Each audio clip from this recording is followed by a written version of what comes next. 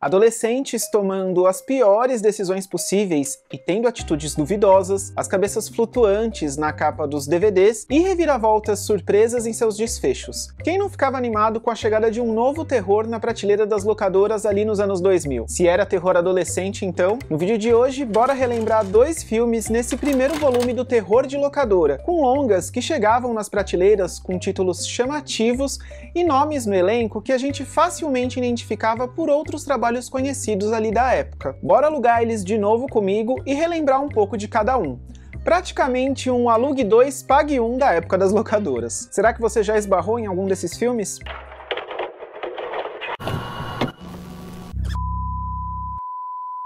Oi, eu sou o Felipe Pérez e seja muito bem-vindo e bem-vindo ao Filmes Encontrados, um espaço para quem é apaixonado por filmes e séries de terror e suspense. Se esse é seu primeiro vídeo por aqui, te convido a se inscrever e ativar o sininho de notificações, porque toda semana tem conteúdo novo. Os vídeos longos têm saído às terças, que eu chamo de Terça de Filmes Encontrados, e nas quintas eu sempre publico um short também.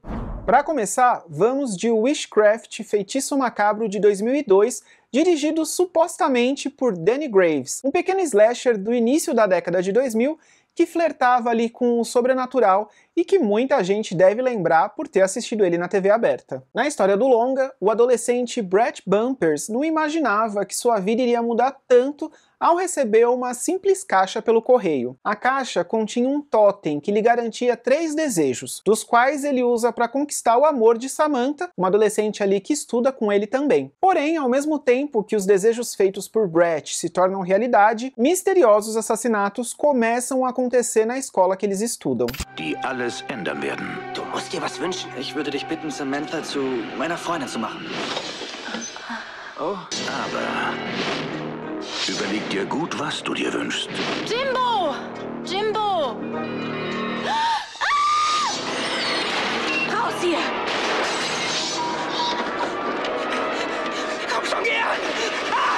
Witchcraft é um terror teen norte-americano de 2002 que mistura o slasher e o sobrenatural, ou seja, uma mistura de pânico e premonição. Talvez essa seja aí a melhor forma de descrever esse filme, colocando lado a lado aí alguns elementos da história, né? Porque em paralelo a gente tem a história do totem e as consequências dos desejos, a gente tem diversos assassinatos sendo cometidos por uma estranha figura que fica perambulando ali pelos locais ao redor da escola, utilizando uma capa preta e uma máscara que a gente não consegue ver o rosto. A máscara sinistra não pode faltar, né? O roteiro do filme brinca com essa premissa e tenta estabelecer a dúvida se os fatos aí estão relacionados e se o assassino é sobrenatural ou não, apresentando possíveis culpados durante a história. E o terceiro ato traz uma reviravolta até que interessante, mas também muito absurda, mostrando que o filme realmente não está se levando totalmente a sério. Aquele terror divertido e despretensioso. Destaque para o esforço em ser criativo nas mortes, chegando a ser bem pastelão em alguns momentos, como na morte da bola de boliche, ou mesmo na revelação final, onde a gente descobre ali quem é que está por trás de tudo que está acontecendo. Minha cena preferida é o desfecho da personagem Desiree, que morre em um cruzamento tarde da noite e é de longe a cena mais intensa e memorável de Witchcraft para mim. Surge como um momento meio brutal ali no meio de tudo que a gente está acompanhando. No geral, Witchcraft é uma produção simples, mas bem realizada.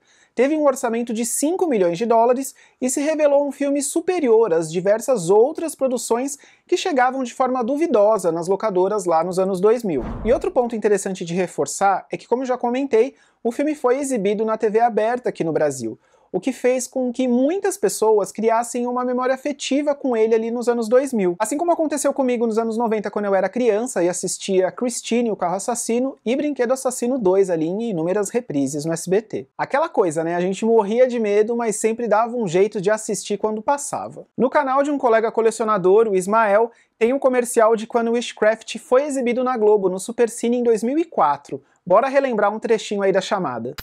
Neste sábado, Supercine apresenta Witchcraft, Feitiço Macabro. Esse jovem recebeu um objeto mágico e misterioso pelo correio. e logo seus amigos começaram a ser assassinados. Pegue o assassino. Quem quiser ver a chamada completa, vou deixar o link do vídeo na descrição e nos comentários. Vão lá deixar um like no canal do Ismael, porque ele faz um trabalho muito legal de resgatar trechos dublados de filmes, chamadas super raras de exibições na TV. E se você for lá assistir a chamada completa, não esquece de comentar "Vim pelo Filmes Encontrados". Voltando um pouco para a época de lançamento de Witchcraft, em 2002 o longa foi exibido em alguns festivais na Bélgica e Inglaterra, e chegou a entrar em cartaz nos cinemas na França, em setembro de 2002, onde fez por volta de $329 mil em bilheteria, segundo o site Box Office Mojo. E em 2003, foi lançado no mercado de home video pelo mundo. Aqui no Brasil, o filme saiu em DVD pela Flash Star Filmes, sem muitas informações extras. Foi com esse DVD, inclusive, que eu vi o filme pela primeira vez. Comprei ele logo na época que foi lançado e guardo na coleção desde então. Aliás, Witchcraft é um filme com pouquíssimas informações na internet, e até o nome do diretor creditado no filme era uma incógnita, porque você não achava nada sobre esse tal Danny Graves por aí. Tudo indica que o diretor do filme assinou o longa com um pseudônimo na época, no caso, o de Danny Graves, porque aparentemente não tinha nenhum outro trabalho em sua filmografia. Tem sites que indicam dois nomes como diretores do filme, enquanto outros explicitam que Danny Graves era um pseudônimo, que outro diretor usou esse nome para ser creditado. Na realidade, o filme foi dirigido por Richard Wenk, que sim, tem outros trabalhos bem conhecidos, tanto no horror como em outros gêneros em sua filmografia. Seu primeiro trabalho, inclusive, foi um curta de horror que ele fez em 1979, chamado Drácula Bites the Big Apple, com um clássico vilão do horror fazendo uma pequena mudança de cenário e aterrorizando Nova York. Esse curta foi seu filme tese na faculdade de cinema e acabou abrindo portas para ele dirigir seu primeiro longa-metragem de horror, ao chamar bastante a atenção do produtor Donald Butchers, lá nos anos 80. Lembra do clássico Vamp com a Grace Jones, de 1986? Pois é, ele mesmo.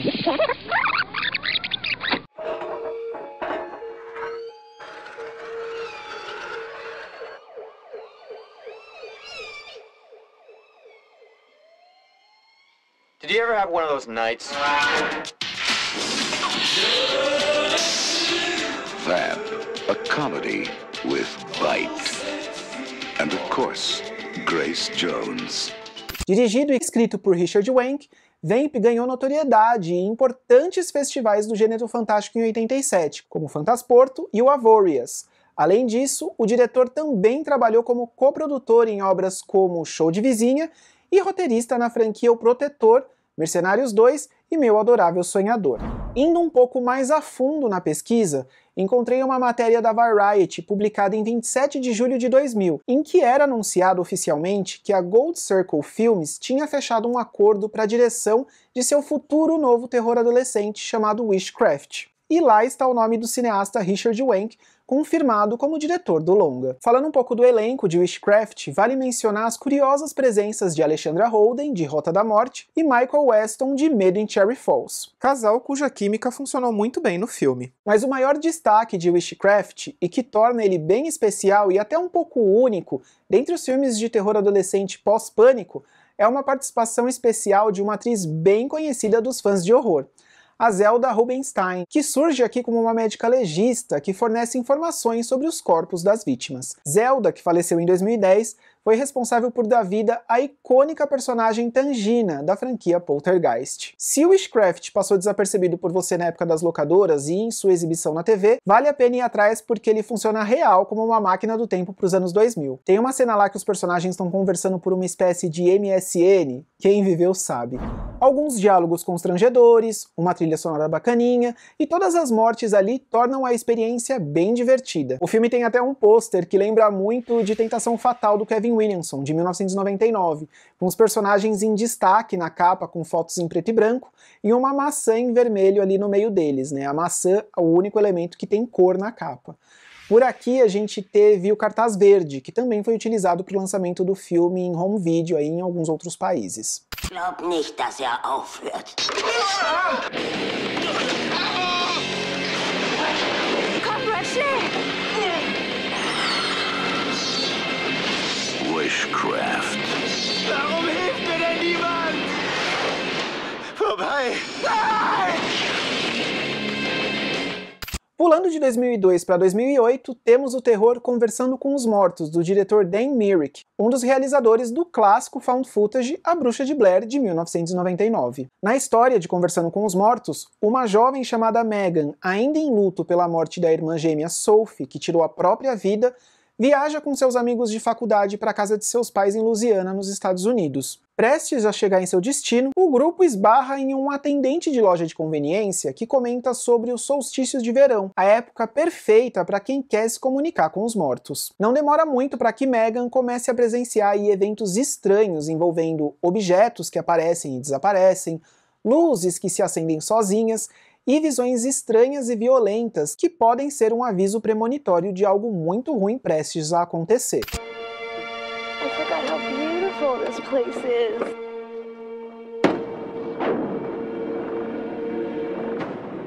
Your mother was so happy when she found out she was going to have twins. Since we arrived here, I can feel her presence. In voodoo folklore, twins are believed to be connected, even in death. You know what people say about the solstice?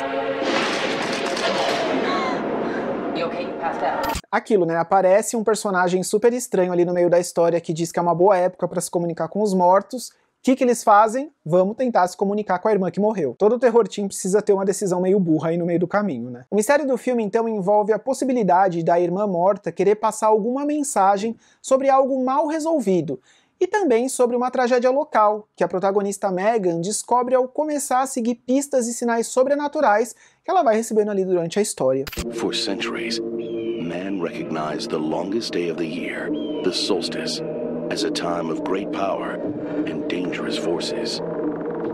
Today it is thought to be a time of renewal and celebration. But there are places where the darker side of the solstice remains strong.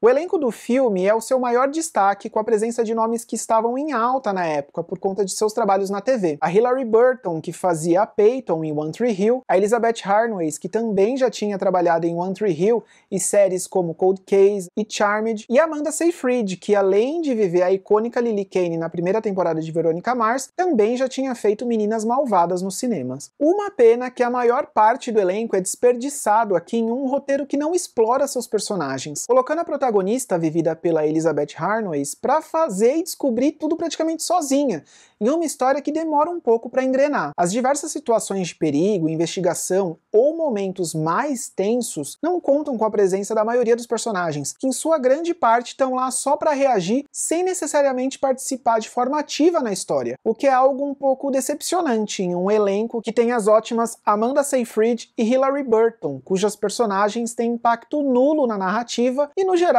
o texto desse remake realmente não colabora em nada. E sim, tinha esquecido de mencionar isso, Conversando com os Mortos é uma refilmagem. O roteiro, na verdade, é uma nova adaptação do terror Midsommar, uma produção entre Dinamarca e Suécia, também produzida nos anos 2000 e lançada mais precisamente em 2003 em alguns países. A história é praticamente a mesma, bora ver aí um trechinho do trailer. Hello. Mas voltando ao remake, Conversando com os Mortos não se revela um longa tão interessante como A Bruxa de Blair na filmografia do Dan Myrick. Mas ainda assim, entrega alguns momentos intensos, como em uma cena em particular que a protagonista decide investigar ali uma casa, ou mesmo em seu terceiro ato, quando as respostas de fato começam a aparecer, revelando um mistério que parecia ir em uma direção oposta. E com isso a gente tem aí algumas surpresas que deixam o desfecho do filme um pouco mais interessante do que o seu desenvolvimento lá no segundo ato. Spirits crossing over, that kind of thing. She's trying to tell me something. I gotta find out what she wants.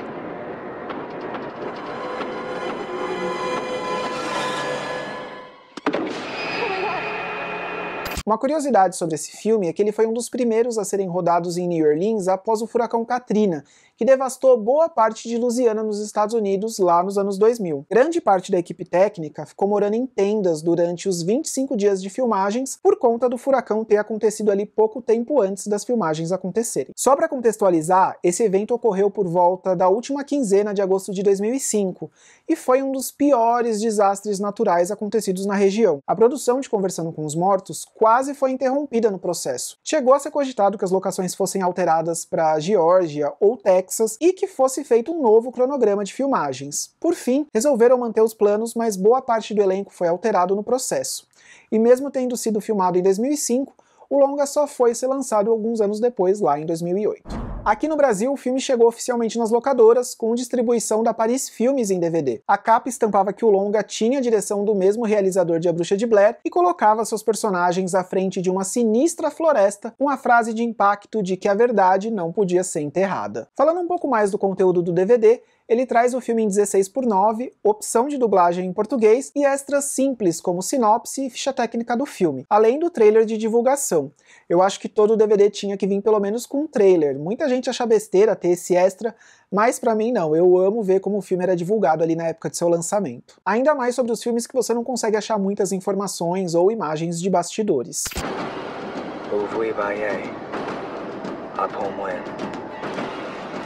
Bring the one to us.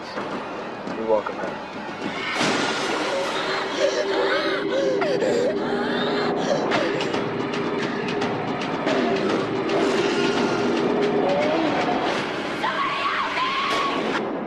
Solstice.